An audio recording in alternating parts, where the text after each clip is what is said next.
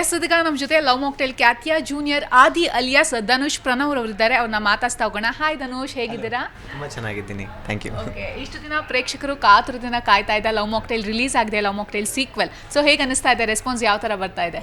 ನನಗೆ ತುಂಬಾ ಖುಷಿ ಆಗ್ತಿದೆ. ಲೈಕ್ ರೆಸ್ಪಾನ್ಸ್ ನೆಕ್ಸ್ಟ್ ಲೆವೆಲಲ್ಲಿದೆ. ಲೈಕ್ ಎಕ್ಸ್ಪೆಕ್ಟ್ ಮಾಡೋಕ್ಕಿಂತ ಅದಕ್ಕೂ ಮಿಂಚು ತುಂಬ ಚೆನ್ನಾಗಿದೆ. ಲೈಕ್ ಫಸ್ಟ್ ಪಾರ್ಟ್ಗೆ ಮತ್ತು second part first day first ಶೋಗೆ ನಾವು ಕಂಪೇರ್ ಮಾಡಿದ್ರೆ 100% ಜಾಸ್ತಿ ನಾವು ಹೇಳ್ಕೊಬೋದು. ಹಾಗೆ ಓಕೆ, ಸಿನಿಮಾ ರಿಲೀಸ್ ಆಗೋಕ್ಕೂ ಮುಂಚೆ ಜೂನಿಯರ್ ಆದಿ ಇರ್ತಾರೋ ಇಲ್ವೋ ಅನ್ನೋ ಕನ್ಫ್ಯೂಷನ್ಸ್ ಎಲ್ಲರಿಗೂ ಇತ್ತು. ಸೊ ಇವಾಗ ಏನು ಹೇಳ್ತಾ ಇದ್ದಾರೆ ಜನ? ನಾವು ಕೂಡ ಎಲ್ಲ ಮುಚ್ಚಿಟ್ಟಿದ್ವಿ, ಏನೋ ಎಲ್ಲೂ ರಿವೀಲ್ ಮಾಡೋದು ಬೇಡ ಅಂತ. ಯಾಕಂದರೆ ಹಾಗೆ ಇರಲಿ, ಆ ಸಸ್ಪೆನ್ಸ್ ಹಾಗೆ ಇರಲಿ. ಆ ಮತ್ತೆ ಕಂಟಿನ್ಯೂಷನ್ ಇರುತ್ತೋ ಇಲ್ವೋ ಅದು ನನಗೆ ಫ್ರೆಂಡ್ಸೂ ಕೂಡ ಗೊತ್ತಿರಲಿಲ್ಲ. ಲೈಕ್ ಜೂನಿಯರ್ ಆದಿ ಪಾತ್ರ ಮತ್ತು ಸೆಕೆಂಡ್ ಪಾರ್ಟಲ್ಲಿ ಬರುತ್ತೋ ಇಲ್ವೋ ಅಂತ. ಸೊ ಹಾಗಾಗಿ ಇವಾಗ ಬಂದಿದೆ, ಎಲ್ಲರಿಗೂ ಖುಷಿಯಾಗಿದೆ. ಲೈಕ್ ನಾನು ಅಷ್ಟು ಮುಚ್ಚಿಟ್ಟಿದ್ದೆ, ಸೀಕ್ರೆಟಾಗಿ ಇಟ್ಕೊಂಡಿದ್ವಿ. ಇವಾಗ ರಿವೀಲ್ ಆಗ್ತಿದೆ ಅಂತ ಅಂದಾಗ ತುಂಬಾ ಖುಷಿ ಆಗುತ್ತೆ. ಎಲ್ಲರಿಗೂ ಒಂದು ಸಸ್ಪೆನ್ಸ್ ಆಗಲಿ, ಅದೊಂದು ಕಂಟಿನ್ಯೂಷನ್ ಇದೆ ಅಂತ ಅಂದಾಗ ಏನಿರ್ಬೋದು ಅನ್ನೋದೊಂದು ಕ್ಯೂರಿಯಾಸಿಟಿದಲ್ಲಿ ಜನ ಬಂದು ನೋಡ್ತಾರೆ. ಓಕೆ, ಫ್ಲ್ಯಾಶ್ ಬ್ಯಾಕಲ್ಲೂ ಇನ್ನೊಂದೇನಾರು ಇದೆಯಾ, ಏನಿದೆ ಅಂತ ಫ್ಲ್ಯಾಶ್ ಬ್ಯಾಕಲ್ಲಿ ಅನ್ನೋದು ನೋಡಿದಾಗ ತುಂಬ ಖುಷಿ ಆಗುತ್ತೆ. Okay, Love Mocktail sequel shooting ಶುರುವಾದಾಗ ನಿಮಗೆ ಅನಿಸುತ್ತಾ ಈ ಸೀಕ್ವೆಲಲ್ಲಿ ನಾನು ಇರ್ತೀನಿ ಅನ್ನೋದು ಎಕ್ಸ್ಪೆಕ್ಟೇಷನ್ಸ್ ಇತ್ತಾ ನಿಮಗೆ? ಹೇಗೆ? ಆನೆಸ್ಟ್ಲಿ ಸ್ಪೀಕಿಂಗ್ ಖಂಡಿತ ಇರಲಿಲ್ಲ. ಯಾಕಂದರೆ ಇನ್ನೇನು ತೋರಿಸ್ತಾರೆ, ಇನ್ನೇನು ಆಗ್ಬೋದು. ಓಕೆ, ಆ ಪಾರ್ಟ್ ಆಯಿತು, ಬ್ರೇಕಪ್ ಆಗೋಯ್ತು, ರೋಸ್ ಬಿಟ್ಟೋದ್ಲು, ಇನ್ನೇನು ಬರುತ್ತೆ? ಯಾಕಂದರೆ ಅದಾದಮೇಲೆ ಆಲ್ರೆಡಿ ಬೇರೆ ಲವ್ ಹೊಟ್ಟೋಗುತ್ತೆ. ಸೊ ಹಾಗಾಗಿ ನನಗೊಂದಿತ್ತು, ಅಯ್ಯೋ ಅಷ್ಟೇ ಆಗೋಯ್ತಲ್ಲ, ಪಾರ್ಟ್ 2 ಅಲ್ಲಿ ಇರ್ತೀನೋ ಇಲ್ವೋ ಅಂತ ಗೊತ್ತಿಲ್ಲ. ಇವಾಗಲೂ ನೆನಪಿದೆ, ನಾನೊಂದು ಸತಿ ಗಾಡಿ ಓಡಿಸ್ತಿದ್ದೆ, ಮನೆಗೆ ಹೋಗ್ತಿದ್ದೆ ಒಂದಿನ. ಆವಾಗ ಕಾಲ್ ಬಂತು. ಸರಿ ಗಾಡಿ ಸೈಡ್ಗೆ ಹಾಕ್ಬಿಟ್ಟು ನೋಡ್ತೀನಿ, ಕೃಷ್ಣ ಸರು ಕಾಲ್ ಬಂತು. ಸೊ ರೋಡ್ ಮಧ್ಯದಲ್ಲಿ ನಿಲ್ಸ್ಬಿಟ್ಟು ನಾಳೆ ಶೂಟಿಂಗ್ ಇದೆ ಬಂದುಬಿಡು ಅಂದರು. ಸೊ ಅವಾಗ sir okay sir, Love Mocktail 2ಗೆ ಶೂಟಿಂಗ್ ಇದೆ. ನಾನು ಅಲ್ಲೇ ಗಾಡಿ ಪಕ್ಕಕ್ಕೆ ಹಾಕ್ಬಿಟ್ಟು ಇಳಿಸ್ಬಿಟ್ಟು ಕುಣಿತಿದ್ದೆ ರೋಡಲ್ಲಿ. ಓಕೆ, ಪಾರ್ಟ್ 2 ಅಲ್ಲಿ ನಾನು ಸೆಲೆಕ್ಟೆಡು, ಇನ್ನು ಪಾರ್ಟ್ 2 ಅಲ್ಲೂ ಇದೆ ಪಾತ್ರ ಅಂತ. ಸೊ ಕಾಲ್ ಬಂದಾಗ ಈ ಥರ 2 ಡೇಸ್ ಬಿಟ್ಕೊಂಡು ಶೂಟಿಂಗ್ ಹೋದ್ವಿ. ಸೊ ಅಂದರೆ ಪ್ರೀ ಪ್ಲ್ಯಾನಿಂಗ್ ಸ್ಕ್ರಿಪ್ಟು ಪ್ರಾಕ್ಟೀಸ್ ಮಾಡ್ಕೊಳೋದೇ ಏನಿಲ್ಲ, ಬಿಕಾಸ್ ಎಲ್ಲ ಆನ್ ಸ್ಪಾಟ್ ಇತ್ತು ನಮಗೆ. ಈ ಥರ ಇದೆ, ಸೊ ಸ್ಕ್ರಿಪ್ಟು ಅಂದರೆ ಸ್ವಲ್ಪ ಒಂದು ಸುಮ್ಮನೆ ಫೋನಲ್ಲಿ ಒಂದು ಹೇಳಿದರು, ಗೈಡ್ ಮಾಡಿದರು, ಈ ಥರ ಕಾನ್ಸೆಪ್ಟ್ ಇದೆ ಅಂತ. ಸೊ ಡೈಲಾಗ್ಸ್ ಎಲ್ಲ ಆನ್ ಸ್ಪಾಟ್ ಮಾಡಿ ಕಲ್ತ್ಕೊಂಡು ಶೂಟಿಂಗ್ ಮಾಡಿದ್ದು. ಆ್ಯಂಡ್ ಶೂಟಿಂಗು ಕೂಡ ಜಸ್ಟ್ 1 ಡೇ ಇತ್ತು ನಂದು. ಸೊ 1 ಡೇಯಲ್ಲಿ full shot, like from morning to evening ಒಂದೇ ಶಾರ್ಟಲ್ಲಿ ಫುಲ್ ಮುಗಿಸ್ಬಿಟ್ಟು ಸೆಕೆಂಡ್ ಪಾರ್ಟ್ಗೆ. ಫಸ್ಟ್ ಶೂಟಿಂಗ್ ಟೈಮಲ್ಲಿ ಎಷ್ಟು ಭಯ ಆಗಿತ್ತು? ಸೆಕೆಂಡ್ ಸೀಕ್ವೆಲಲ್ಲಿ ಹೇಗೆ ಅನ್ನಿಸ್ತು ಎಕ್ಸ್ಪೀರಿಯನ್ಸ್? ಅಂದರೆ ಟೀಮ್ಮೇಟ್ಸ್ ಎಲ್ಲ ಪರಿಚಯ ಇರು, ಸೊ ತುಂಬ ಫ್ರೆಂಡ್ಲಿಯಾಗಿ ಮಾಡಿದ್ರಾ ಹೇಗೆ ಶೂಟಿಂಗ್ನ? ಲೈಕ್ ನನಗೆ ಭಯ ಅಂತ ಏನೂ ಇರ್ತಿರ್ಲಿಲ್ಲ. ಬಿಕಾಸ್ ಯಾಕೆ ಅಂತಂದರೆ ನಾನು ಚಿತ್ರರಂಗದಲ್ಲಿ ಚಿಕ್ಕವನಿಂದನೇ ನಾನು ಮಾಡ್ತಿದ್ದೀನಿ. ನಾನು ಫಸ್ಟ್ ಫಿಲಮ್ ಮಾಡಿದಾಗ ನನಗೆ ವಯಸ್ಸು ಸೆಕೆಂಡ್ ಸ್ಟ್ಯಾಂಡರ್ಡ್, ಆಲ್ಮೋಸ್ಟ್ ನಾನು ಸೆಕೆಂಡ್ ಸ್ಟ್ಯಾಂಡರ್ಡಿಂದ ನಾನು ಮಾಡ್ತಿದ್ದೆ, ಆಲ್ಮೋಸ್ಟ್ 7 ಇಯರ್ಸ್ ನನಗೆ ಅವಾಗ. ಸೊ ಆಗಿಂದನೇ ನಾನು ಚಿತ್ರರಂಗದಲ್ಲಿ ಇದ್ದೀನಿ. ಸೊ ಅಂತ ಭಯ, ನರ್ವಸ್ನೆಸ್ ಅಂತ ಇರಲಿಲ್ಲ. ಆ್ಯಂಡ್ ಡೈಲಾಗ್ಸ್ ಆಗಲಿ ಅದೆಲ್ಲ ನನಗೆ. ಆ್ಯಂಡ್ ನಾನು ಕೂಡ 10th cinema student, acting institute 10th cinema, Nagathihalli Chandrashekar ಅವ್ರದ್ದು. ಸೊ ಅಲ್ಲಿ ನಾನು theatre artist basically. So theatre artist ಅಂದಾಗ ಆನ್ ಸ್ಟೇಜ್ ಲೈವ್ ಪರ್ಫಾರ್ಮೆನ್ಸಲ್ಲೆಲ್ಲ ತುಂಬ ಕೊಡ್ತಿದ್ದೆ. ಸೊ ಅದು ಡೈಲಾಗ್ಸ್ ಅಂತ ನನಗೇನು ಅಷ್ಟೊಂದು ಭಯ ಇರ್ತಿರ್ಲಿಲ್ಲ, ಯಾಕಂದರೆ ಪಟ್ ಅಂತ ನಾವು ಮಾಡ್ಕೊಂಡು ಹೋಗ್ತಿದ್ವಿ. ಆ್ಯಂಡ್ ಅದರಿಂದ ಶಾರ್ಟ್ ಫಿಲಮ್ಸ್ ಆಗಲಿ, ಎಷ್ಟು ಆ್ಯಡ್ಸ್ ಆಗಲಿ ಆ ಥರದ್ದೆಲ್ಲ ಮಾಡ್ತಿದ್ದೆ. ಆ್ಯಂಡ್ ಆವಾಗ ಅಲ್ಲಿ ಆ್ಯಕ್ಟಿಂಗ್ ಇನ್ಸ್ಟಿಟ್ಯೂಷನಲ್ಲಿ ತುಂಬ ಡೈರೆಕ್ಟರ್ಸ್ ಬರ್ತಿರೋರು, ನಮ್ಮ ಈ ಥರ ಒಂದು ಶಾರ್ಟ್ ಫಿಲಮ್ ಇದೆ, ಈ ಥರ ಒಂದು ಮಗು ಕ್ಯಾರೆಕ್ಟರ್ ಬೇಕು ಅಂತ. ಸೊ ಆ ಟೈಮಲ್ಲಿ ನಾನು ತುಂಬ ಆಡಿಷನ್ಸ್ ಕೊಡ್ತಾ ಹೋದಾಗ ಅದು ಒಂಥರ ಅಭ್ಯಾಸ ಆಗೋಗಿತ್ತು, ಕ್ಯಾಮ್ರಾ ಫೇಸ್ ಮಾಡೋದಾಗಲಿ ಹಾಗೆ. ಆ್ಯಂಡ್ ಮೋರ್ ಓವರ್ ನಾನು ಹೇಳಬೇಕು ಅಂದರೆ ತುಂಬ ರಿಜೆಕ್ಷನ್ಸ್ ಫೇಸ್ ಮಾಡಿದ್ದೀನಿ. And as a child artist ಅಂತ ಅಂದಾಗ ಓಕೆ, ಡೈರೆಕ್ಟರ್ ಹತ್ರ ಹೋಗ್ತೀನಿ, ಒಂದು ಪಾತ್ರಕ್ಕೆ ಆಡಿಷನ್ ಮಾಡ್ತೀನಿ. ನನ್ನ ಮೈಂಡಲ್ಲೇನು, ನಾನು ಚಿಕ್ಕವನಲ್ಲ ಅವಾಗ, ನನ್ನ ಮೈಂಡಲ್ಲೇನು ಓಕೆ ನಾನು ಆಡಿಷನ್ ಕೊಟ್ಟಿದ್ದೀನಿ, ನಾಳೆ ಕಾಲ್ ಬರುತ್ತೆ, ಸೆಲೆಕ್ಟ್ ಆಗಿ ಹೋಗ್ತೀನಿ, ಪಿಕ್ಚರಲ್ಲಿ ಮಾಡ್ತೀನಿ ಅನ್ನೋದಂತ ಇರ್ತಿತ್ತು ಮೈಂಡಲ್ಲಿ. ಬಟ್ ಅವಾಗಿನ ನಂಗೆ ರಿಯಾಲಿಟಿ ಹೊಡೆದಿರಲಿಲ್ಲ ತಲೆಗೆ. ಆಮೇಲೆ ಕಾಲೇ ಬರ್ತಿರಲಿಲ್ಲ. ಲೈಕ್ ಇಲ್ಲ, ಕಾಲ್ ಮಾಡಿದಾಗ ಇಲ್ಲ ನಾವು ಬೇರೆಯವ್ರು ನೋಡ್ಕೊಂಡ್ವಿ ಅಂತ ಇರ್ತಿತ್ತು. ಸೊ ನಾನು ಪರ್ಫೆಕ್ಟ್ ಆಡಿಷನ್ಸ್ ಅಂತ ನಾನು ಶುರು ಮಾಡಿದ್ದು 8th ಸ್ಟ್ಯಾಂಡರ್ಡ್ ಅಂತೆ. ಸೊ 8th ಸ್ಟ್ಯಾಂಡರ್ಡಿಂದ ನಾನು ಆಡಿಷನ್ಸ್ ಕೊಡೋಕ್ಕೆ ಶುರು ಮಾಡ್ತಾ ಹೋಗಿದ್ದು. ಅವಾಗ ಒಂದು ಆಡಿಷನ್ನು, ಒಂದು ಡೈರೆಕ್ಟ್ರ್, ಆ ಥರ ಕಾಂಟ್ಯಾಕ್ಟ್ ಬೆಳೆಸ್ಕೊಂಡು ಹೋದೆ. ಒಂದು ಡೈರೆಕ್ಟರ್ ಹತ್ರ ಹೋಗ್ತೀನಿ, ಅವ್ರ ನಂಬರ್ ಇಸ್ಕೊಂಡ್ಬಿಡ್ತಿದ್ದೆ, ಸರ್ ಈ ಥರ ಆಡಿಷನ್ ಕೊಡೋಕ್ಕೆ ಇಷ್ಟ ಅಂತ. ಸೊ ಅಲ್ಲಿಂದ ಬೇರೆ ಕಾಂಟ್ಯಾಕ್ಟ್ ಸಿಗ್ತಿರೋದು ಬೇರೆ ಆಡಿಷನ್ಗೆ. ಸೊ ಆ ಥರ ಆಡಿಷನ್ ಮಾಡ್ತಾ ಅದೇ ರೀತಿಲಿ ಈ ಆಡಿಷನ್ ಒಂದು ಕಡೆ ನನಗೆ ಸಿಕ್ತು. ಈ ಥರ ಲವ್ ಮಾಕ್ಟೇಲ್ ಅಂತ ಒಂದು ಪಿಕ್ಚರು, ಹುಡುಗರು ಹುಡುಕ್ತಿದ್ದಾರೆ ಆಡಿಷನ್ ಕೊಡಬೇಕಂತ. ಡೀಟೇಲ್ಸ್ ಸಿಕ್ತು, ಕೆಳಗಡೆ ನಂಬರ್ ಇತ್ತು, ಅಡ್ರೆಸ್ ಇತ್ತು, ಕಾಲ್ ಮಾಡಿದೆ, ಸರ್ ಈ ಥರ ಆಡಿಷನ್ ಹೋಗಬೇಕು, ಇಷ್ಟ ಇದೆ ನಂಗೆ ತುಂಬ ಆ್ಯಕ್ಟರ್ ಆಗಬೇಕು ಅಂತ, ಬರಲ್ಲ ಅಂತ, ನಾಳೆ ಬಾ ಅಂತ ಅಂದರು. ಸರಿ ಹೋದೆ, ಆಡಿಷನ್ ಕೊಟ್ಟೆ. ನಾನು ಎಲ್ಲೇ ಹೋದ್ರೂ ಆಡಿಷನ್ ಕೊಟ್ಟಾಗ ಡೈರೆಕ್ಟರ್ ಆಗಲಿ ಅಥವಾ ಕಾಸ್ಟಿಂಗ್ ಡೈರೆಕ್ಟರ್ ಆಗಲಿ ಹೇಳೋದೊಂದೇ ಮಾತು, ವಿ ವಿಲ್ ಕಾಲ್ ಯು ಅಂತಾರೆ ಅಷ್ಟೇ. ಅಲ್ಲಿಂದ ಡೋರ್ ಕ್ಲೋಸ್ ಮಾಡ್ಕೊಂಡು ಹಿಂದೆ ಬಂದರೆ ನನ್ನ ಮೈಂಡಲ್ಲಿ ಒಂದೇ, ವಿ ವಿಲ್ ಕಾಲ್ ಯು ಅಂದರೆ ಮುಗೀತು ಕತೆ, ಇನ್ನು ಬರಲ್ಲ ಮಾಡಲ್ಲ. ಸೊ ಅಲ್ಲಿಗೆ ನಾನು ಒಂಥರ ಮೈಂಡ್ ಸೆಟ್ ಒಂಥರ ಓಕೆ ಸೆಲೆಕ್ಟ್ ಆಗಲ್ಲ ಬಿಡು ಅಂದ್ಕೊಂಡು ಬಂದುಬಿಟ್ಟಿದ್ದೆ. ಬಟ್ ಆಫ್ಟರ್ 2 days ಕಾಲ್ ಬಂತು. ಸರ್ಪ್ರೈಸಿಂಗ್ಲಿ ಕಾಲ್ ಬಂತು. ಓಕೆ, ಯಾಕೆ ಬಿಕಾಸ್ ಎವ್ರಿ ಟೈಮ್ ನಂಗೆ ಕಾಲ್ ಬರ್ತಿರ್ಲಿಲ್ಲ. ಹೇಗೆ ಅನ್ನಿಸ್ತು ನಿಮಗೆ ಆ ಟೈಮಲ್ಲಿ ಕಾಲ್ ಬಂದಾಗ? ಎಷ್ಟು ಖುಷಿ ಆಯಿತು? ಪೇರೆಂಟ್ಸ್ ಹತ್ರ ಹೋಗಿ ಹೇಳಿದ್ರಾ, ಫ್ರೆಂಡ್ಸ್ ಹತ್ರ ಹೋಗಿ ಹೇಳಿದ್ರಾ, ಏನು ಹೇಳಿದ್ರು ಅವರೆಲ್ಲ? ಲೈಕ್ ನಂಗೆ ತುಂಬ ಖುಷಿ ಆಯಿತು ಕಾಲ್ ಬಂದಾಗ. ಓಕೆ, ಈ ಥರ ಸೆಲೆಕ್ಟ್ ಮಾಡ್ಕೊಂಡಿದ್ದೀವಿ, ಬಟ್ ಇನ್ನೊಂದು ಸತಿ ಸ್ಕ್ರೀನ್ ಟೆಸ್ಟ್ ಅಂತ ಬನ್ನಿ, ಸ್ಕ್ರೀನ್ ಟೆಸ್ಟ್ ಆದಮೇಲೆ ನಾವು ಕನ್ಫರ್ಮ್ ಮಾಡ್ತೀವಿ ಅಂತ ಹೇಳಿದರು. ಸೊ ಇನ್ನೊಂದು ಸತಿ ಹೋದೆ. 2 days ಆದಮೇಲೆ ಕಾಲ್ ಬಂತು. 2-3 days ಆದಮೇಲೆ ಹೋಗ್ಬಿಟ್ಟು ಸ್ಕ್ರೀನ್ ಟೆಸ್ಟ್ ಅಂತ ಮಾಡೋದು. That was the time when I met Vibha, ಅಂದರೆ ರೀಮಾ ಕ್ಯಾರೆಕ್ಟರ್ ಮಾಡಿರೋರು. ಸೊ ಅಲ್ಲಿ ಅವರೂ ಕೂಡ ಇದ್ದರು. ಸೊ ಅವ್ರ ಜೊತೆ ನಾವು ಒಂದು ಸ್ಕ್ರಿಪ್ಟು ಮಾಡಿದ್ವಿ, ಏನು ಡೈಲಾಗ್ಸ್ ಇದೆ ಅದೊಂದು ಸ್ಮಾಲ್ ಸೀಕ್ವೆನ್ಸ್ ಥರ ನಾವು ಮಾಡಿದ್ವಿ ಅಲ್ಲಿ ಅದಾದಮೇಲೆ ನಾವು ನಂಗೆ ಕನ್ಫರ್ಮೇಷನ್ ಆಯಿತು, ಈ ಥರ ನೀವು ಈ ರೋಲಿಗೆ ಸೆಲೆಕ್ಟ್ ಆಗಿದ್ದೀರಾ ಅಂತ.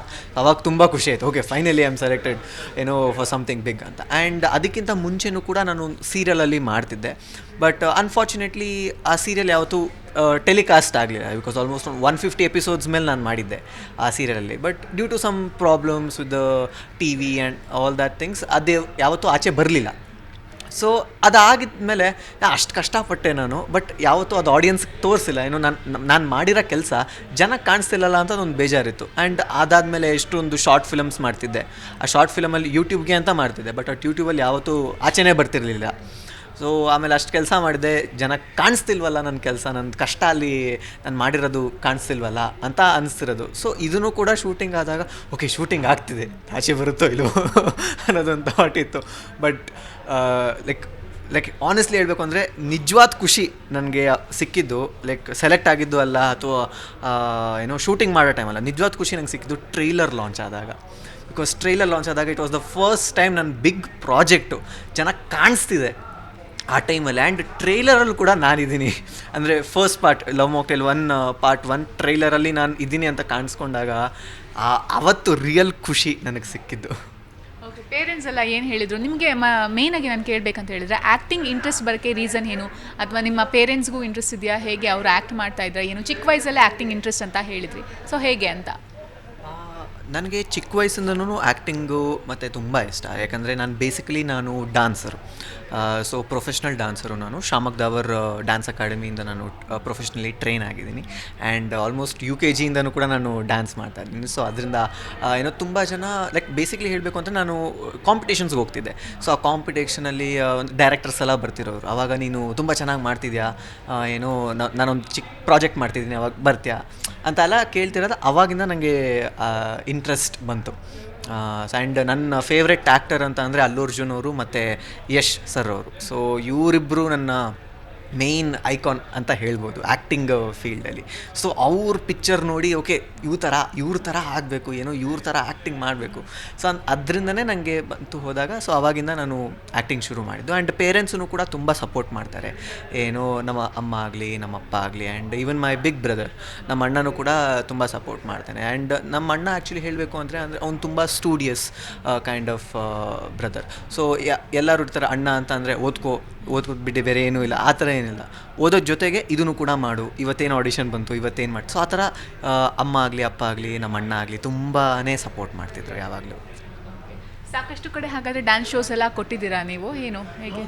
ತುಂಬಾ ಕಡೆ ನಾನು ಡ್ಯಾನ್ಸ್ ಶೋಸ್ ಕೊಟ್ಟಿದ್ದೀನಿ. And even it's not just in Bangalore, ನಾನು ಔಟ್ ಆಫ್ ಕರ್ನಾಟಕ ಆಗಲಿ ತುಂಬ ಕಡೆ ನಾನು ಡ್ಯಾನ್ಸ್ ಶೋಸ್ ಕೊಡ್ತಿದ್ದೀನಿ. ಆ್ಯಂಡ್ ಜಸ್ಟ್ ಈ ರೀಸೆಂಟಾಗಿ ಯಾವುದೂ ಕೊಟ್ಟಿಲ್ಲ because of Covid and all. Shows ಯಾರು ಜಾಸ್ತಿ ಕಂಡಕ್ಟ್ ಮಾಡ್ತಿಲ್ಲ because of the crowd and everything. So before Covid ಅಂತ ಹೇಳಿದ್ರೆ ಎವ್ರಿ ವೀಕ್ ನಾನು ಅಟ್ಲೀಸ್ಟ್ 1 time ಅಂದರೂ ಔಟ್ಸೈಡ್ ಬ್ಯಾಂಗ್ಳೂರ್ ಟ್ರಾವೆಲ್ ಮಾಡ್ತಿದ್ದೆ for dance shows. Okay, Dhanush ಅವರು 2nd ಸ್ಟ್ಯಾಂಡರ್ಡಲ್ಲಿ ಕ್ಯಾಮ್ರಾ ಫೇಸ್ ಮಾಡಿದ್ರಿ ಅಂತ ಹೇಳಿದ್ರಿ. ಆ ಎಕ್ಸ್ಪೀರಿಯನ್ಸ್ ಹೇಗಿತ್ತು ನಿಮಗೆ? ಮತ್ತು ಆ ಮೂವಿಗೆ ಸೆಲೆಕ್ಷನ್ ಹೇಗಾಯಿತು ಏನು ಅಂತ? ಸೊ ಆ ಮೂವಿಗೆ ಕ್ಯಾಮ್ರಾಮ್ಯಾನ್ ಬಂದು ನಮ್ಮ ಅಪ್ಪನೇ. ಸೊ ಲೈಕ್ ನಮ್ಮಪ್ಪ ಇಂಡಸ್ಟ್ರೀಲಿದ್ದಾರೆ from almost many years. So ಆ ಫಿಲಮ್ಗೆ ಕ್ಯಾಮ್ರಾಮ್ಯಾನ್ ಅಪ್ಪ ಆಗಿರೋದ್ರಿಂದ ನನಗೆ ಆ ಥರ ರೋಲ್ ಸಿಕ್ತು. ಬಟ್ ಅವಾಗ ಹೇಳಬೇಕು ಅಂದರೆ ಎಕ್ಸ್ಪೀರಿಯನ್ಸ್ ಹೇಗಿತ್ತು ಅಂತ ನನಗೆ ಏನೂ ಗೊತ್ತಿರಲಿಲ್ಲ. ಬಿಕಾಸ್ ಡೈರೆಕ್ಟರ್ ಏನು ಹೇಳ್ತಿದ್ರು, ಈ ಥರ ಮಾಡು, ಲೈನ್ ಇದೆ. Because that was the first time I was facing camera. ಅವಾಗ ನನಗೆ ಏನೂ ಗೊತ್ತಿರಲಿಲ್ಲ. ಬಿಕಾಸ್ ಕ್ಯಾಮ್ರಾ ಫೇಸಿಂಗ್ ಅಂತ ಡಾನ್ಸ್ ಶೋಸ್ ಮಾಡ್ತಿರುವಾಗ ನಂಗೆ ಆಲ್ರೆಡಿ ಕ್ಯಾಮ್ರಾ ಫೇಸಿಂಗು ಅದೆಲ್ಲ ಅಂದರೆ ಭಯ ಅಂತ ಏನಿರಲಿಲ್ಲ, ಕಾನ್ಫಿಡೆನ್ಸ್ ತುಂಬ ಇರೋದು. ಇಟ್ಸ್ ಜಸ್ಟ್ ಲೈಕ್ ನಾನು ಡಾನ್ಸ್ ಯಾವ ಥರ ಸ್ಟೇಜ್ ಮೇಲೆ ಅಷ್ಟು ಕ್ಯಾಮ್ರಾಸ್ ಆಗಲಿ ಏನೋ ಸ್ಟೇಜ್ ಮೇಲೆ ಹೆಂಗೆ ಮಾಡ್ತಿದ್ದೆ ಇಲ್ಲೂ ಕೂಡ ಹಾಗೆ ಮಾಡ್ತಿದ್ದೆ, but without a stage without an audience ಅಷ್ಟೇ ಡಿಫ್ರೆನ್ಸ್ ಇತ್ತಿತ್ತು. ಬಟ್ ಅವಾಗೇನಿಲ್ಲ, ಡೈರೆಕ್ಟರ್ ಏನು ಹೇಳ್ತಾರೆ ಈ ಥರ ಲೈನ್ ಮಾಡಬೇಕು, ಈ ಥರ ಎಕ್ಸ್ಪ್ರೆಷನ್ ಕೊಡಬೇಕು, ಮಾಡಬೇಕು ಅಷ್ಟೇ ಹಾಗಿತ್ತು. ಅದಾದಮೇಲೆ ಸೆಕೆಂಡ್ ಸ್ಟ್ಯಾಂಡರ್ಡ್ ಆದಮೇಲೆ ನೆಕ್ಸ್ಟ್ ಯಾವೆಲ್ಲ ಪಾತ್ರಗಳು ಮಾಡಿದ್ದೀರಾ, ಯಾವೆಲ್ಲ ಸಿನಿಮಾಗಳಲ್ಲಿ ನೀವು ಕಾಣಿಸ್ಕೊಂಡಿದ್ದೀರಾ, ಏನು ಅನ್ನೋ ಚಿಕ್ಕದಾಗಿ ಒಂದು ಡೀಟೇಲ್ಸ್ ಹೇಳೋದಾದರೆ? ಸೊ ನಾನು ಫಸ್ಟು ಮೂವಿ ಮಾಡಿದ್ದು ಸಿತಾರ ಅಂತ ಸೆಕೆಂಡ್ ಸ್ಟ್ಯಾಂಡರ್ಡಲ್ಲಿ. ಅದಾದ ನಂತರ ನಾನು ಗಾಂಧಿ ಜಯಂತಿ ಅಂತ ಒಂದು ಕನ್ನಡ ಫಿಲಮ್ ಮಾಡಿದೆ. ಅದರಲ್ಲಿ ಹೀರೋ ಪಾತ್ರನೇ ನಾನು ಮಾಡಿರೋದು, ಯಾಕಂದರೆ ಅದು ಒಂದು ಚಿಲ್ಡ್ರನ್ಸ್ ಫಿಲಮ್. ಸೊ ಫುಲ್ ಮಕ್ಕಳು ಫಿಲಮ್ ಅಂತ ನಾವು ಮಾಡಿದ್ದು. ಅದರಲ್ಲಿ ಮೇನ್ ಕ್ಯಾರೆಕ್ಟರ್ ಅದು ಮಾಡಿದ್ದು ನಾನು 5th ಸ್ಟ್ಯಾಂಡರ್ಡಲ್ಲಿದ್ದಾಗ. ಸೊ ಅದಕ್ಕೆ ಆಲ್ಮೋಸ್ಟ್ ಒಂದು 2.5 months ನಾವು ಶೂಟಿಂಗ್ ಮಾಡಿದ್ದು ಮಂಡ್ಯದಲ್ಲಿ. ಸೊ ಅದು ನನ್ನ ಸೆಕೆಂಡ್ ಪ್ರಾಜೆಕ್ಟ್ ಅಂತ ಹೇಳ್ಬೋದು. ಅದಾದಮೇಲೆ ಎಷ್ಟೊಂದು ಶಾರ್ಟ್ ಫಿಲಮ್ಸು ನಾನು ಯೂಟ್ಯೂಬ್ಗೆ ಅಂತ ಮಾಡ್ತಿದ್ದೆ, ಯಾಕೆಂದರೆ ನಾನೊಂದು 7th ಸ್ಟ್ಯಾಂಡರ್ಡಲ್ಲಿ ನಾನು 10th ಸಿನಿಮಾ ಆ್ಯಕ್ಟಿಂಗ್ ಇನ್ಸ್ಟಿಟ್ಯೂಟ್ ನಾನು ಸೇರಿಕೊಂಡಿದ್ದು. ಸೊ 7th ಸ್ಟ್ಯಾಂಡರ್ಡಿಂದ ಶಾರ್ಟ್ ಫಿಲಮ್ಸು, ಆ್ಯಡ್ಸು ಆ ಥರ ಎಲ್ಲ ಮಾಡ್ತಿದ್ದೆ. ಅದಾದ ನಂತರ 9th ಸ್ಟ್ಯಾಂಡರ್ಡಲ್ಲಿ ನಾನು ಬಟರ್ಫ್ಲೈಸ್ ಅಂತ ಒಂದು ಸೀರಿಯಲ್ಗೆ ನಾನು ಸೆಲೆಕ್ಟ್ ಆದೆ. ಸೊ ಅಲ್ಲಿಂದನೇ ಒಂದು ಆಡಿಷನ್ ನನಗೆ ಸಿಕ್ತು 10th ಸಿನಿಮಾ ಇನ್ಸ್ಟಿಟ್ಯೂಟಿಂದನೇ. ಒಬ್ಬರು ಡೈರೆಕ್ಟರ್ ಬಂದು ಈ ಥರ ಇಷ್ಟ ಆಯಿತು ಅಂತ ಹೇಳಿ, ಸೊ ಅಲ್ಲಿಂದ ನಾವು ಶುರು ಮಾಡಿದ್ವಿ. ಅದು ಆಲ್ಮೋಸ್ಟ್ 1.5 year ನಾನು ಶೂಟಿಂಗ್ ಮಾಡಿದ್ದು. ಆಲ್ಮೋಸ್ಟ್ ಮೋರ್ ದ್ಯಾನ್ 150 ಎಪಿಸೋಡ್ಸ್ ನಾನು ಮಾಡಿದೆ. ಬಟ್ ಅದೇ ಹೇಳಿದೆ, ಅನ್ಫಾರ್ಚುನೇಟ್ಲಿ ಏನೋ ಪ್ರಾಬ್ಲಮ್ಸಿಂದ ಅದು ಯಾವತ್ತೂ ಟೆಲಿಕಾಸ್ಟ್ ಆಗಲಿಲ್ಲ. ಸೊ ಅವಾಗ ನಂಗೆ ತುಂಬ ಬೇಜಾರಾಯಿತು, ಲೈಕ್ 1.5 year ಕೆಲಸ ನಾನು ಮಾಡಿದ್ದೀನಿ, ಬಟ್ ಯಾವತ್ತೂ ಜನಕ್ಕೆ ಕಾಣಿಸಿಲ್ಲ ಅಂತ. ಅದಾದಮೇಲೆ ಮತ್ತೆ ಒಂದು ಶಾರ್ಟ್ ಫಿಲಮ್ಸು ಆ ಥರದ್ದೆಲ್ಲ ಮಾಡ್ತಿದ್ದೆ. ಅದಾದಮೇಲೆ ಬಿಗ್ ಪ್ರಾಜೆಕ್ಟು ನಾನು ಲವ್ ಮಾಕ್ಟೇಲ್ಗೆ ಸೆಲೆಕ್ಟ್ ಆಗಿದ್ದು. ಹಾಗಾದರೆ ನಿಮಗೆ ಹೈಪ್ ಕೊಟ್ಟಂಥ ಪಾತ್ರ ಲವ್ ಮಾಕ್ಟೈಲ್ ಆದಿ ಪಾತ್ರ ಅಂತಲೇ ಹೇಳ್ಬೋದು ಅಲ್ವಾ? Definitely love mocktail is the biggest hype ನನಗೆ ಸಿಕ್ಕಿರೋದು. ಅದರಿಂದನೇ ಮೇನ್ ರೆಕಗ್ನಿಷನ್ ಅಂತ ಸಿಕ್ಕಿರೋದು ಲವ್ ಮಾಕ್ಟೇಲಿಂದನೇ. ಆ್ಯಂಡ್ ಲವ್ ಮಾಕ್ಟೇಲ್ ಆದಮೇಲೆ ನಾನೊಂದು ತೆಲುಗು ಫಿಲಮ್ಗೆ ಸೆಲೆಕ್ಟ್ ಆದೆ. ಒಂದು ತೆಲುಗು ಫಿಲಮ್ಗೆ ಅವಕಾಶ ಬಂತು, ಕ್ಲಿಕ್ ಅಂತ ತೆಲುಗು ಫಿಲಮ್. ಆಲ್ರೆಡಿ ರಿಲೀಸ್ ಕೂಡ ಆಯಿತು. 2021 ಅಕ್ಟೋಬರಲ್ಲಿ ಫಿಲಮ್ ರಿಲೀಸ್ ಆಯಿತು. ಅದನ್ನು ಕೂಡ ಒಂದು ಒಳ್ಳೆ ರೆಸ್ಪಾನ್ಸ್ ಇತ್ತು ತೆಲುಗು ಇದರಲ್ಲಿ. ಸೊ ಆ್ಯಂಡ್ ಇನ್ನು ಮುಂದೆನೂ ಕೂಡ ಅದು ಕನ್ನಡ ಡಬ್ ವರ್ಷನು ಬರುತ್ತೆ, ತಮಿಳ್ ಆ್ಯಂಡ್ ಹಿಂದಿ ಡಬ್ ವರ್ಷನು ಕೂಡ ಮುಂದ್ಗಡೆ ಬರ್ತಿದೆ ಒಂದು ಕೆಲವು ತಿಂಗಳಲ್ಲಿ. ಅದಾದಮೇಲೆ ಒಂದು ಲವ್ ಮಾಕ್ಟೇಲ್ 2 ಮಾಡಿದ್ದು. ಆ್ಯಂಡ್ ಇವಾಗ ಪ್ರೆಸೆಂಟ್ಲಿ ಕಥಾನಾಯಕ ಅಂತ ಒಂದು ಕನ್ನಡ ಫಿಲಮ್ ಮಾಡ್ತಿದ್ದೀನಿ, which is upcoming Kannada film ನಂದು ಪ್ರಾಜೆಕ್ಟ್ ಅಂತ ಹೇಳ್ಬೋದು. ಅದನ್ನು ಕೂಡ ಲವ್ ಮಾಕ್ಟೇಲಿಂದನೇ ನನಗೆ ಅವಕಾಶ ಬಂದಿದೆ. ಒಂಥರ ಆ ಮೂವಿ ನೋಡಿ, ಅದರಲ್ಲಿ ನನ್ನದು ಕೆಲಸ ನೋಡಿ, ಓಕೆ ಈ ಹುಡುಗ ನಮ್ಮ ಪ್ರಾಜೆಕ್ಟ್ಗೆ ಸೂಟ್ ಆಗ್ತಾನೆ ಅಂತ ಹೇಳಿ ಅಲ್ಲಿಂದನೇ ನನಗೆ ಈ ಕಥಾನಾಯಕ ಪ್ರಾಜೆಕ್ಟ್ ಬಂದಿದ್ದು. ಇನ್ನು ಕಥಾನಾಯಕದಲ್ಲಿ ನಿಮ್ಮ ಪಾತ್ರ ಯಾವ ಥರ ಇರುತ್ತೆ, ಯಾವ ಥರ ಕ್ಯಾರೆಕ್ಟರ್ನ ಒಪ್ಕೊಂಡಿದ್ದೀರಾ ಏನು ಅಂತ? ಸೊ ಕಥಾನಾಯಕಗೆ character same as love mocktail ಅಂತ ಹೇಳ್ಬೋದು. ಹೀರೋದು ಜೂನಿಯರ್ ಪಾರ್ಟ್, ಇದನ್ನು ಕೂಡ ಸ್ಕೂಲ್ ಪಾತ್ರ ಅಂತ ನಾವು ಹೇಳ್ಬೋದು. ಇದನ್ನು ಕೂಡ ಒಂದು ಲವ್ ಕಾನ್ಸೆಪ್ಟ್ ಇದೆ.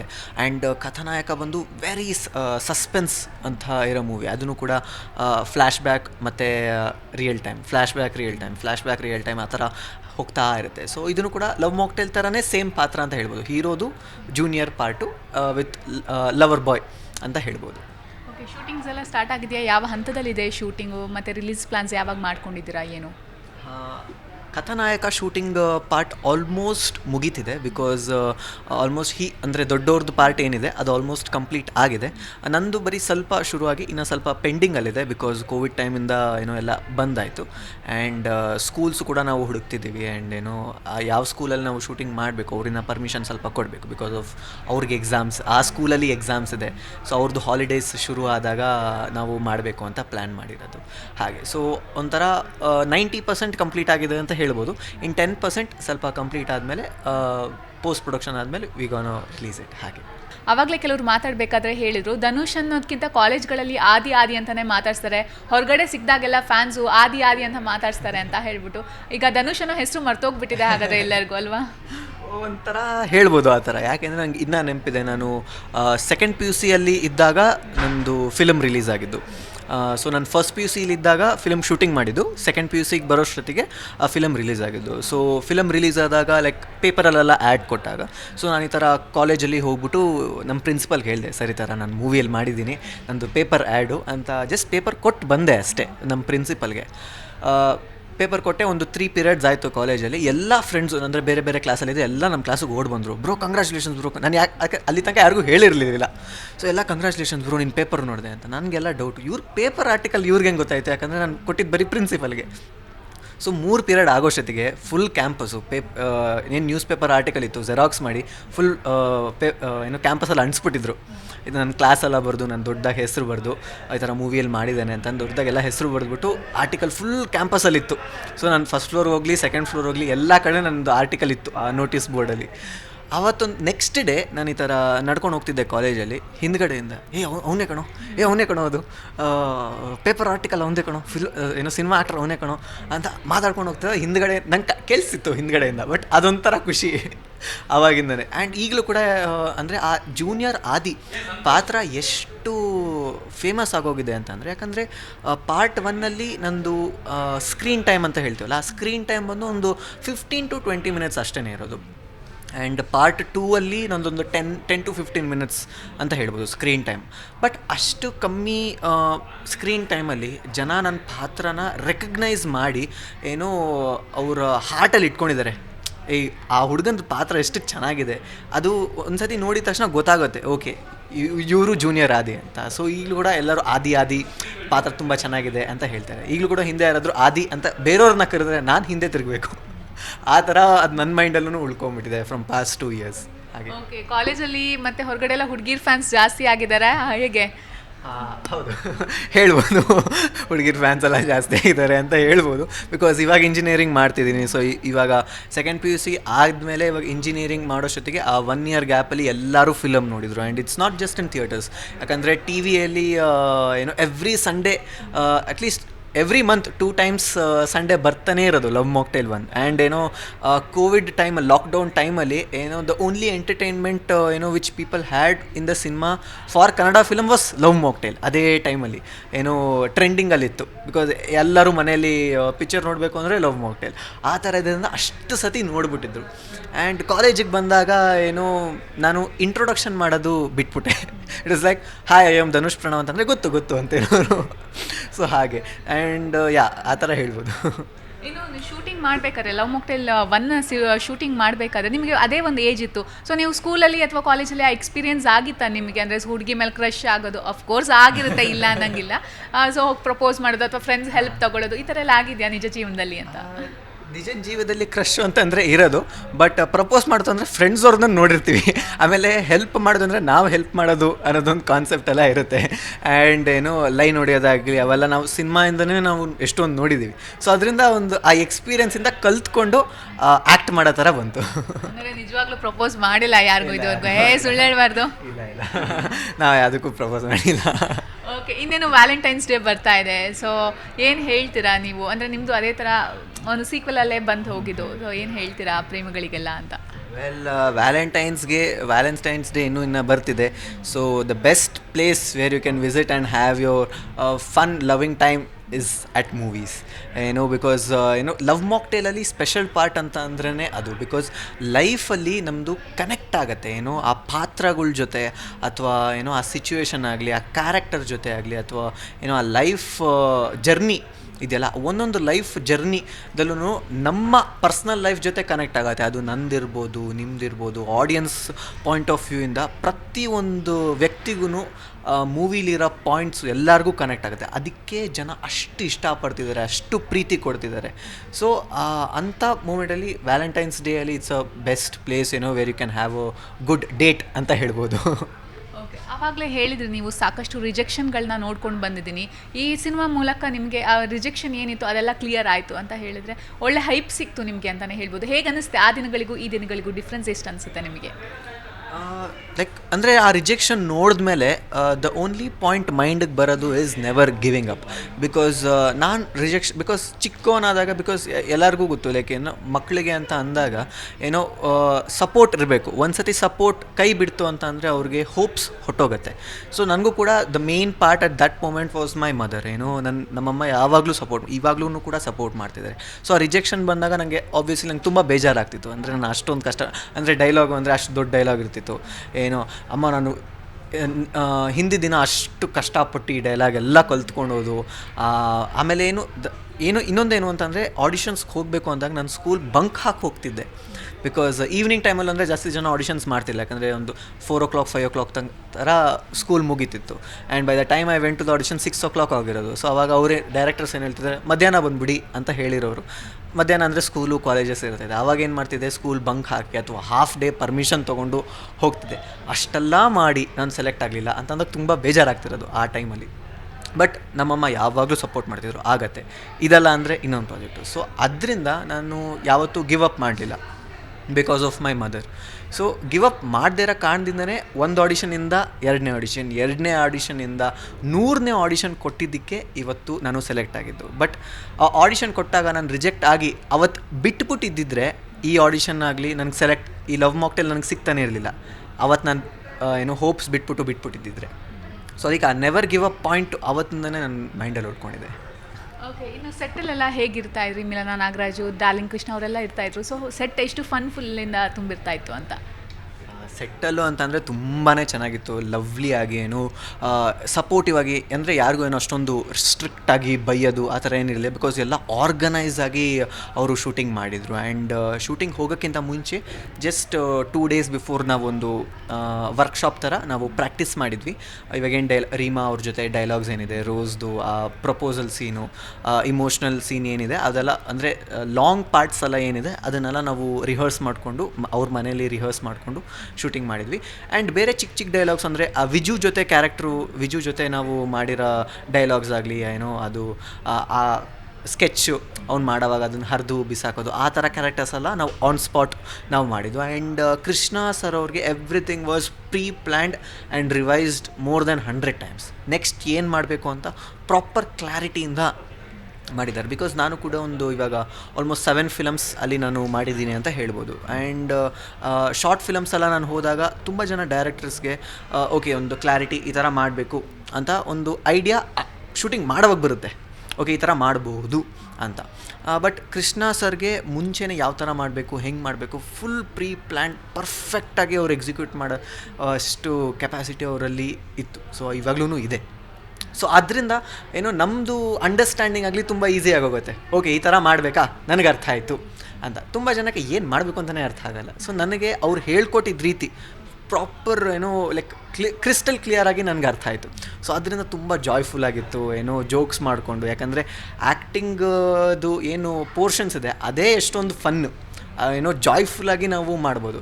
ಸೊ ಅದು ಜಾಯ್ಫುಲ್ಲಾಗಿ ನಾವು ಆ್ಯಕ್ಟಿಂಗ್ ಮಾಡ್ತಿರೋವಾಗ ರಿಯಲ್ ಲೈಫಲ್ಲಿ ನಾವು ಶಾರ್ಟ್ ತೊಗೋತಿರೋವಾಗ ಇನ್ನೂ ಎಷ್ಟೊಂದು ಕಾಮಿಡಿ ಮಾಡ್ತಿದ್ರು. ಸೊ ಇವಾಗಲೂ ಕೂಡ ನಾನು ಆ ರೋಸ್ ಡೈಲಾಗ್ ಆಗಲಿ, ಏನೋ ಒಂದೊಂದು ಏನೋ ಲವ್ವಿಂಗ್ ಎಕ್ಸ್ಪ್ರೆಷನ್ ನಾನು ಕೊಡೋವಾಗ ಹಿಂದ್ಗಡೆಯಿಂದ ನಿಮ್ಮ ಹುಡುಗಿನ ನೆನಪಿಸ್ಕೋ, ನಿನ್ಗೆ ಯಾರ ಮೇಲೆ ಕ್ರಶ್ ಇದೆ ಅವರು ನೆನಪಿಸ್ಕೋ, ಆ ಥರದ್ದೆಲ್ಲ ಹಿಂದೆ ಬರ್ತಿರೋದು. ಸೊ ಹಾಗಾಗಿ ತುಂಬ ಜಾಯ್ಫುಲ್ಲಾಗಿ ಏನೋ ಹ್ಯಾಪಿಯಾಗಿ ನಾವು ಶೂಟಿಂಗ್ ಮಾಡಿದ್ವಿ. ಇನ್ನು ಕೆಲವರೆಲ್ಲ ಹೇಳಿದ್ರು ಕೃಷ್ಣ ಸರ್ ಸೆಟ್ಟಲ್ಲಿ ತುಂಬ ಸ್ಟ್ರಿಕ್ಟ್ ಅಂತೆ, ಕೆಲವರು ಬೈಸ್ಕೊಂಡಿದ್ದು ಕೂಡ ಇದೆಯಂತೆ. ನಿಮ್ಗೆ ಆ ಎಕ್ಸ್ಪೀರಿಯನ್ಸ್ ಆಗಿದೆಯಾ? ಇಲ್ಲ, ಅಂದರೆ ಬೈಸ್ಕೊಂಡಿರೋದ್ರೆ ಹಂಗೆ ಬೈಸ್ಕೊಂಡಿಲ್ಲ. ಏನು ಅಂತಂದರೆ ಏನಾದ್ರು ಅಂದರೆ ನಾನು ಮಾಡೋ ರೀತಿ ಅದೊಂದು ಕರೆಕ್ಷನ್ ಮಾಡ್ತಿದ್ರು. ನೀನು ಈಗ ಮಾಡ್ತಿದ್ಯಾ, ನಾನು ಯಾವ ಥರ ಮಾಡ್ತಿದ್ದೀನಿ ಅದನ್ನು ತೋರಿಸ್ತಿದ್ರು. ನೋಡಿ ನೀನು ಈ ಥರ ಮಾಡ್ತಿದ್ಯಾ, ನನಗದು ಬೇಡ, ಈ ಥರ ಮಾಡು ಅನ್ನೋದು ತೋರಿಸ್ತಿದ್ರು. ಸೊ ಅದು ಸೆಟ್ ಆಗೋಲ್ಲ, ಅದು ಕರೆಕ್ಷನ್ಸ್ ಏನೋ ಪರ್ಫೆಕ್ಟಾಗಿ ಮಾಡ್ತಿದ್ರು. ಬೈಯೋದು ಅಂತಂದರೆ ನಾನು ಬೈಸ್ಕೊಂಡಿಲ್ಲ. ಓಕೆ, ಇನ್ನು ಧನುಷ್ ಅವ್ರಿಗೆ ಮುಂದೆ ಯಾವ ರೀತಿ ಪ್ರಾಜೆಕ್ಟ್ಸ್ಗಳು ಬರಬೇಕು, ಜೊತೆಗೆ ನಿಮಗೆ ಯಾವ ರೀತಿ ಪಾತ್ರಗಳನ್ನ ಮಾಡಬೇಕು ಅನ್ನೋ ಆಸೆ ಇದೆ? ನನಗೆ ಆ್ಯಕ್ಟಿಂಗ್ ಫೀಲ್ಡಲ್ಲೇ ನಾನು ಕರಿಯರ್ ಮಾಡಬೇಕು ಅಂತ ನನ್ನ ಆಸೆ. ಮುಂದ್ಗಡೆ ಲೈಕ್ ಫುಲ್ಲಿ ಫ್ಲೆಜ್ಡ್ ಹೀರೋ ಆಗಬೇಕು ಅಂತಲೇ ನನ್ನ ಡ್ರೀಮ್ ಕರಿಯರ್ ನಾನು ಚೂಸ್ ಮಾಡ್ಕೊಂಡಿರೋದು. ಆ್ಯಂಡ್ ಈ ಪಾಯಿಂಟ್ ಆಫ್ ಟೈಮಲ್ಲಿ ನನಗೆ ಪಾತ್ರಗಳು ಬರಬೇಕು ಅಂತಂದರೆ ಇದೇ ಥರ ಕಾಲೇಜ್ ಪಾರ್ಟ್ ಆಗಲಿ, ಏನೋ ಒಂದು ಸ್ಕೂಲ್ ಲವಿಂಗ್ ಬಾಯ್ ಆಗಲಿ, ಆ ಥರ ಕಾಲೇಜ್ ಡೇಸ್ ಇದರಲ್ಲೇ ನನಗೆ ಮಾಡೋಕ್ಕೆ ಇಷ್ಟ. ಇವಾಗಲೂ ಕೂಡ ನೋಡಿ ನಾವೆಷ್ಟೊಂದು ಬೇಸಿಕಲಿ ವೆಬ್ ಸೀರೀಸ್ ಅಂತ ನಾವು ತುಂಬ ನೋಡ್ತೀವಿ. ಏನೋ ಹಿಂದಿ ಅದಾಗಲಿ ಅಥವಾ ಇಂಗ್ಲೀಷ್ ವೆಬ್ ಸೀರೀಸ್ ಆಗಲಿ, ಅದರಲ್ಲಿ ತುಂಬ ಜನ ಈ ಟೀನ್ಸ್ ಏನೋ ಕ್ಯಾರೆಕ್ಟರಿಂದನೇ ಎಷ್ಟೊಂದು ವೆಬ್ ಸೀರೀಸ್ ಅಂತ ಮಾಡ್ತೀವಿ. ಆ್ಯಂಡ್ ಕನ್ನಡದಲ್ಲಿ ಆ ರೇಂಜಿಗಿನ್ನ ಬಂದಿಲ್ಲ ವೆಬ್ ಸೀರೀಸ್. ಅಂದರೆ ಟೀನೇಜ್ ಪಾರ್ಟಲ್ಲಿ ಕನ್ನಡ ಇದರಲ್ಲಿ ನಾವು ವೆಬ್ ಸೀರೀಸ್ ಮಾಡೋದಿನ್ನ ಯಾವುದೂ ಬಂದಿಲ್ಲ. ಸೊ ಅಂದರೆ ಬಂದಿವೆ, ಬಟ್ ಅಟ್ ವೆರಿ ಅದೋ 1-2 ಇರುತ್ತೆ ಅಷ್ಟೇ. ಬಟ್ ನೀವು ಹಿಂದಿಯಲ್ಲಾಗಲಿ ಅಥವಾ ಇಂಗ್ಲೀಷಲ್ಲಾಗಲಿ ನೋಡಿ ಒಂದಾದಮೇಲೆ ಒಂದು ಟೀನ್ಸ್ ರಿಲೇಟೆಡ್ ಬರ್ತಾನೇ ಇರುತ್ತೆ. ಸೊ ಆ ರೀತಿ ಪಾತ್ರ ನಾನು ಕನ್ನಡದ ಇಂಡಸ್ಟ್ರೀಲಿ ಅಥವಾ ವೆಬ್ ಸೀರೀಸ್ ಆಗಲಿ ಏನೋ ಆ ಕಾಲೇಜ್ ಬಾಯ್ ಟೀನ್ ಇದರಲ್ಲಿ ಮಾಡಬೇಕು ಅಂತ ನನಗಿಷ್ಟ. ಆ್ಯಂಡ್ ಮುಂದೆ ಎಲ್ಲ ಎಜುಕೇಷನ್ ಕಂಪ್ಲೀಟ್ ಆದಮೇಲೆ, ಸೊ ನಾನು ಇವಾಗ ಇಂಜಿನಿಯರಿಂಗ್ ಮಾಡ್ತಿದ್ದೀನಿ, ಕಂಪ್ಯೂಟರ್ ಸೈನ್ಸ್ ಇಂಜಿನಿಯರಿಂಗ್ ಮಾಡ್ತಿದ್ದೀನಿ. ಸೊ ಇಂಜಿನಿಯರಿಂಗ್ ಆದಮೇಲೆ ಫುಲ್ ಆ್ಯಕ್ಟಿಂಗ್ ಮೇಲೆ ಫೋಕಸ್ ಮಾಡಿ ಆ್ಯಂಡ್ ಎಲ್ಲ ಕಡೆ ಕಲಿತು ಏನೋ ಇಲ್ಲೇ ಎಷ್ಟೊಂದು ಆ್ಯಕ್ಟಿಂಗ್ ಫಿಲ್ಮ್ ಇನ್ಸ್ಟಿಟ್ಯೂಷನ್ಸ್ ಇದೆ. ಸೊ ನಾನು ಮಾಡಿದ್ದು ಆ್ಯಸ್ ಅ ಜೂನಿಯರ್ ಏನೋ ಕೋರ್ಸ್ ಥರ ಮಾಡಿದ್ದು, ಆ್ಯಂಡ್ ಸೀನಿಯರ್ ಕೋರ್ಸ್ ನಾನು ಇನ್ನೂ ಟಚ್ ಮಾಡಿಲ್ಲ. ಸೊ ಇಲ್ಲಿ ಎಷ್ಟೊಂದು ಇನ್ಸ್ಟಿಟ್ಯೂಷನ್ಸ್ ಇದೆ, ಲೈಕ್ ಇನೋವೇಟಿವ್ ಅಕಾಡೆಮಿ ಇದೆ. ಸೊ ಅಲ್ಲೆಲ್ಲ ಕಲಿತು ಆ್ಯಂಡ್ ಬಾಂಬೆಗೆ ಹೋಗಿ, ಡೆಲ್ಲಿಗೆ ಹೋಗಿ ಅಲ್ಲೆಲ್ಲ ಬೇರೆ ರೀತಿ ಅಲ್ಲಿ ಯಾವ ಥರ ಹೇಳ್ಕೊಡ್ತಾರೆ ಅದೆಲ್ಲ ಕಲ್ತ್ಬಿಟ್ಟು ಇಲ್ಲಿ ಬಂದು ಫುಲ್ಲು ಹೀರೋ ಆಗಿ ಒಂದು ಕಷ್ಟಪಟ್ಟು ಆಡಿಷನ್ಸ್ ಕೊಟ್ಟು ಹೀರೋ ಆಗಿ ಮಾಡೋಣ ಅಂತ. ಓಕೆ, ಲವ್ ಮಾಕ್ಟೈಲ್ ಸಿನಿಮಾ ಆದಮೇಲೆ ಯಾವೆಲ್ಲ ಆಫರ್ಸ್ಗಳು ಬಂದಿದೆ ಸಿನಿಮಾಗೆ ಅಂತ ಹೇಳಿಬಿಟ್ಟು? ಅಂದರೆ ಮುಂಚೆನೇ ಹೇಳಿದರೆ ನೀವು ಕ್ಲಿಕ್ ಅಂತ ಮತ್ತು ಕಥಾನಾಯಕ ಅದೆರಡನ್ನೂ ಬಿಟ್ಬಿಟ್ಟು ನೀವು ಯಾವುದಾದ್ರು ರಿಜೆಕ್ಟ್ ಮಾಡಿರೋದು, ಅಂದರೆ ಪಾತ್ರ ಇಷ್ಟ ಆಗದೆ ರಿಜೆಕ್ಟ್ ಮಾಡಿರೋದೆಲ್ಲ ಉಂಟಾ, ಹೇಗೆ? ಹೌದು. ಸೊ ಇದಾದ ನಂತರ ಅಂದರೆ ಕಥಾನಾಯಕ ಅಷ್ಟೊತ್ತಿಗೆ ನಾನೆಲ್ಲ ಒಪ್ಕೊಂಡಿದ್ದೆ. ಬಟ್ ಅದಾದ ನಂತರ ನನಗೆ 2 ಪ್ರಾಜೆಕ್ಟ್ ಸಿಕ್ಕಿತ್ತು. ಸೊ ಆ 2 ಪ್ರಾಜೆಕ್ಟ್ನ ನಾನು ಆ್ಯಕ್ಚುಲಿ ರಿಜೆಕ್ಟ್ ಮಾಡಿದೆ. ವೈ? ಬಿಕಾಸ್ ಅದು ನನಗೆ ಸೂಟ್ ಆಗೋಲ್ಲ. ಯಾಕಂತ ಅಂದರೆ ಅದರಲ್ಲಿ ತುಂಬ ವೈಲೆಂಟ್ ಕ್ಯಾರೆಕ್ಟರ್ ಅಂತ ನನಗೆ ಕೊಟ್ಟಿದ್ದರು. ಸೊ ಆ ವೈಲೆಂಟ್ ಕ್ಯಾರೆಕ್ಟರ್ ಅಂತ ಅಂದಾಗ ನನ್ನ ಲವರ್ ಬಾಯ್ ಇಮೇಜ್ ಏನಿದೆ ಅದು ಚೇಂಜ್ ಆಗೋಗುತ್ತೆ ಆಡಿಯನ್ಸ್ ಪಾಯಿಂಟ್ ಆಫ್ ವ್ಯೂ. ಯಾಕೆಂದರೆ ನನ್ನ ಸ್ಕ್ರೀನಲ್ಲಿ ನೋಡಿದಾಗ as a cute lovely boy ಅಂತ ನೋಡ್ತಾರೆ. ಬಟ್ ವೈಲೆಂಟ್ ಅಂತ ನೋಡಿದಾಗ it doesn't suit my image or the character I want to be in for the audience to see me in that way ಅನ್ನೋ ಥರದೊಂದು 2 ಬಂದಿತ್ತು. ಸೊ ಅದನ್ನು ನಾನು ರಿಜೆಕ್ಟ್ ಮಾಡಿದೆ. ಒಂದು ಹೆಂಗೆ ಅಂತ ಒಂದು ಸ್ಲಮ್ ಪಾಯಿಂಟ್ ಆಫ್ ವ್ಯೂ ಅದೊಂದು ಕ್ಯಾರೆಕ್ಟರ್ ನನಗೆ ಸಿಕ್ಕಿತ್ತು. ಸೊ ಫುಲ್ಲಿ ಸ್ಲಮ್ದು ಬೇಸ್ಡ್ ಇತ್ತು. ಸೊ ಅಂದರೆ ಲೈಕ್ ಫುಲ್ ಗೊತ್ತಲ್ಲ, ಗಲೀಜಾಗಿರಬೇಕು ಆ ಥರದೊಂದು ಇತ್ತು. ಸೊ ಆ್ಯಂಡ್ ಅದು ನನಗೆ ಅಷ್ಟೊಂದು ಸೂಟ್ ಆಗಲಿಲ್ಲ. ಸೊ ಆ ರಿಜೆಕ್ಟ್ ಮಾಡಿರೋದು ಅಂತಂದರೆ these were the 2 projects which I have rejected in these 2 years ಅಂತ ಹೇಳ್ಬೋದು. ಓಕೆ, ಕೊನೆಯದಾಗಿ ಪ್ರೇಕ್ಷಕರಿಗೆ, ಅಭಿಮಾನಿಗಳಿಗೆ ಏನು ಹೇಳೋಕ್ಕೆ ಇಷ್ಟಪಡ್ತೀರಾ ಧನುಷ್? ವೆಲ್, ಆಬ್ವಿಯಸ್ಲಿ ಎಲ್ಲರೂ ಲವ್ ಮಾಕ್ಟೇಲ್ 2 ಫಿಲಮ್ ನೋಡಲೇಬೇಕು.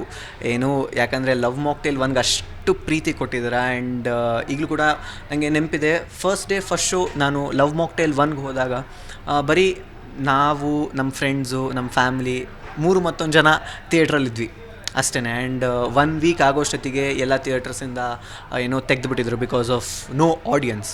ಆ್ಯಂಡ್ 1 ವೀಕ್ ಆದಮೇಲೆ ಇಡೀ ಕರ್ನಾಟಕದಲ್ಲಿ ಒಂದೇ ಥಿಯೇಟ್ರು, ಒಂದೇ ಶೋ ಇತ್ತು. ಬಟ್ ಆ ದಿನದ ನಂತರ ಆ 1 ಡೇ 1 ಶೋ ಹೌಸ್ಫುಲ್ ಆದಮೇಲೆ ಜನಕ್ಕೆ ರಿಯಲ್ ಲವ್ ಮಾಕ್ಟೇಲ್ ಓಕೆ ಹೆಂಗಿರುತ್ತೆ ಅನ್ನೋದು ಹೌಸ್ಫುಲ್ ಆದಮೇಲೆ ಅವಾಗಿಂದ ಪಿಕಪ್ ಆಯಿತು. ಬಟ್ ಲವ್ ಮಾಕ್ಟೇಲ್ 2 ಅಲ್ಲಿ ಫಸ್ಟ್ ಶೋ ಅಲ್ಲ, ಪ್ರೀಮಿಯರ್ ಶೋಸ್ ರಿಲೀಸ್ ಆಗೋಕ್ಕಿಂತ ಮುಂಚೆನೇ ಪ್ರೀಮಿಯರ್ ಶೋ ಇಟ್ ಸೆಲ್ಫ್ ವಾಸ್ ಹೌಸ್ಫುಲ್. ಸೊ ಅಷ್ಟು ಪ್ರೀತಿ ಆಡಿಯನ್ಸಲ್ಲಿ ನಮಗೆ ಕಾಣಿಸ್ತಿದೆ. ಸೊ ಎಲ್ಲರೂ ಲವ್ ಮಾಕ್ಟೇಲ್ 2 ಫಿಲಮ್ ನೋಡಲೇಬೇಕು. ಆ್ಯಂಡ್ ಮೆನಿ ಯಂಗ್ಸ್ಟರ್ಸ್ ಏನಿದ್ದಾರೆ, ನನ್ನ ಥರ ಆಗಲಿ ಆ್ಯಕ್ಟಿಂಗ್ ಫೀಲ್ಡಲ್ಲಿ ಮಾಡಬೇಕು, ನಾನು ಕೂಡ ಒಂದು ಮಾಡಬೇಕು ಅಂದಾಗ ಖಂಡಿತ ಪ್ರಯತ್ನನ ನಿಲ್ಲಿಸಬಾರ್ದು. ಸೊ ಪ್ರಯತ್ನ ಒಂದು ಸತಿ ನಿಲ್ಲಿಸಿದ್ರೆ ಅವ್ರ ಮೈಂಡಲ್ಲಿ ಏನು ಅಂದ್ಕೊಂಡಿದ್ದಾರೆ ಅದು ಯಾವತ್ತೂ ಮುಂದ್ಗಡೆ ಬರಲ್ಲ. ಸೊ ನಾನು ಕೂಡ ಪ್ರಯತ್ನ ಮಾಡಿ ಇವತ್ತಿದ್ದೀನಿ. ಯಾಕಂದರೆ ಈಗಲೂ ಕೂಡ ನಾನು ಲವ್ ಮಾಕ್ಟೇಲ್ 1 ಬಂದಾಗ ಸಿಲ್ವರ್ ಸ್ಕ್ರೀನ್ ಮೇಲೆ ನನ್ನ ಮುಖನ ನೋಡಿಕೊಂಡಾಗ ನಾನೇ ಕಿರಿಸ್ತಿದ್ದೆ, ನನ್ನ ಫ್ರೆಂಡ್ಸ್ ಕಿರಿಸ್ತಿದ್ರು, ಓ ವಾವ್ ಧನುಷ್ ಅಂತ. ಬಟ್ ಇವತ್ತು ಲವ್ ಮಾಕ್ಟೇಲ್ 2 ಅಲ್ಲಿ ಅಷ್ಟು ಜನ ಆಡಿಯನ್ಸು ಹೌಸ್ಫುಲ್ ಥಿಯೇಟ್ರಲ್ಲಿ ನನ್ನ ಮುಖ ಆಡಿಯನ್ಸ್ ನೋಡಿದಾಗ ಆಡಿಯನ್ಸ್ ಕಿರಿಸ್ತಾರಲ್ಲ ಆ ವಿಜುವಲ್ ಜೊತೆ, ಆ ಫೀಲು ಬೇರೆ ಥರ ಇದೆ. All because of the hard. ಹಾಗೆ ಸೊ ನೀವು ಕೂಡ ಯಾರಾದರೂ ಆ್ಯಕ್ಟಿಂಗ್ ಫೀಲ್ಡಲ್ಲಿ ಇಂಟ್ರೆಸ್ಟ್ ಇದೆ, ನಾನು ಕೂಡ ಮಾಡಬೇಕು ಅಂದರೆ ಪ್ರಯತ್ನ ಮಾತ್ರ ನಿಲ್ಲಿಸಬೇಡಿ. ಹಾಗೆ ಥ್ಯಾಂಕ್ ಯು ಧನುಷ್, ನಿಮ್ಮೆಲ್ಲ ಪ್ರಾಜೆಕ್ಟ್ಸ್ಗಳಿಗೆ all the very best. Thank you so much. Thank you. ಇದಿಷ್ಟು ಧನುಷ್ ಅವರ ಮಾತಾಗಿದ್ದು. ಕ್ಯಾಮ್ರಾ ಪರ್ಸನ್ ರಮೇಶ್ ಜೊತೆ ಚರಿತಾ ಪಟೇಲ್, ಜಿ ಕನ್ನಡ ನ್ಯೂಸ್, ಬೆಂಗಳೂರು.